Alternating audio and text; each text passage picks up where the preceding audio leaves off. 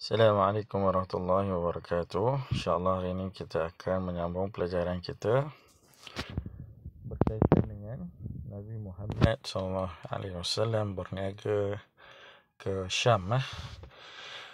Ketika berumur 12 tahun, bapa saudaranya Abu Talib ingin pergi ke Syam untuk berniaga.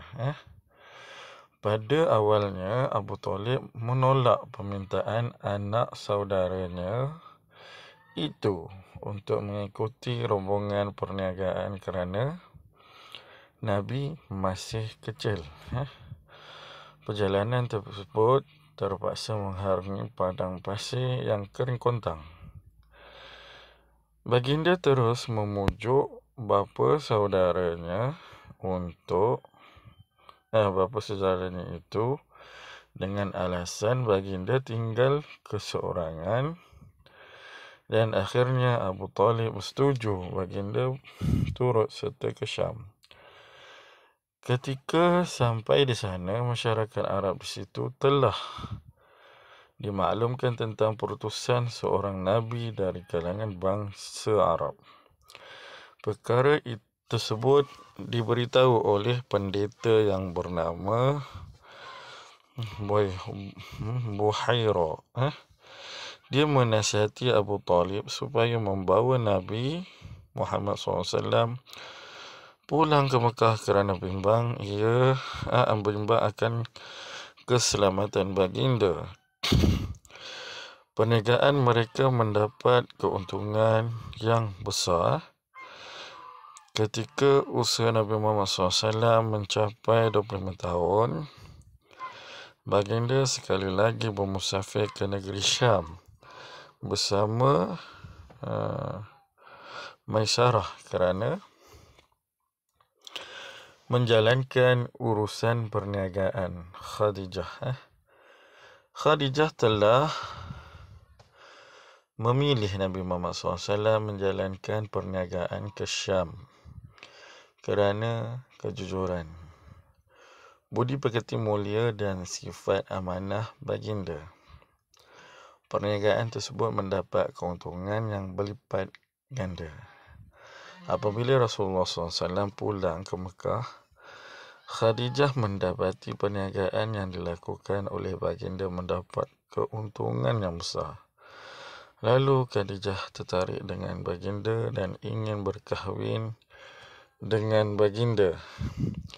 Khadijah merupakan seorang janda kaya dan wanita bangsawan Quraisy yang sangat kaya, cantik dan dihormati. Hari ini kita belajar berkaitan dengan Nabi Muhammad berniaga ke Syam. Syam sekarang ni disebut sebagai Syria, ataupun sebenarnya wilayah Syam tu besar. Antara Syria dan Jordan dan Palestin itu termasuk dalam wilayah Syam. Ketika berumur 12 tahun, bapa saudaranya Abu Talib pergi ke Syam untuk berniaga. Awalnya Abdul Muttalib ni dia menolak permintaan anak saudaranya iaitu Nabi Muhammad untuk mengikuti rombongan. Dan akhirnya beliau beri juga Nabi Muhammad pergi. Perjalanan tersebut terpaksa mengharungi padang pasir. Kan nak pergi ke Syam tu mengharungi padang pasir yang kering kontang. Itulah sebab Abu Talib risaukan Nabi Muhammad ni tak sanggup untuk ikut Abu Talib kerana jalanannya panjang dan panas sangat, panas terik. Tapi Nabi SAW terus memujuk Abu Talib supaya dapat ikut. Dan Nabi Muhammad pun pergi bersama Abu Talib berniaga ke sana. Keuntungan yang mereka dapat, keuntungan yang besar dan berlipat kali ganda daripada sebelumnya. Lalu Nabi Muhammad pun kenal dengan seorang bernama Khadijah binti Khuwailid. Dan Nabi Muhammad melihat dengan kejujuran yang ada, Khadijah melihat dengan kejujuran yang ada pada Nabi, dan Nabi mendapat keuntungan yang besar membuat membuat Khadijah ni tertarik dengan akhlak Nabi SAW. Dan di sana juga ada seorang pendeta bernama Buhaira. Dia mengingatkan kepada Abu Talib supaya bawa Nabi SAW balik cepat.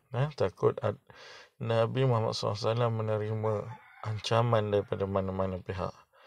Kerana dia tahu yang bahawa Nabi Muhammad ni adalah seorang Nabi SAW. Seorang Nabi yang akan diutuskan di akhir zaman. Okay, itulah sedikit sebanyak kita berkaitan dengan Nabi Muhammad SAW pergi ke Syam. Wabillahi taufiq wal hidayah. Assalamualaikum warahmatullahi wabarakatuh.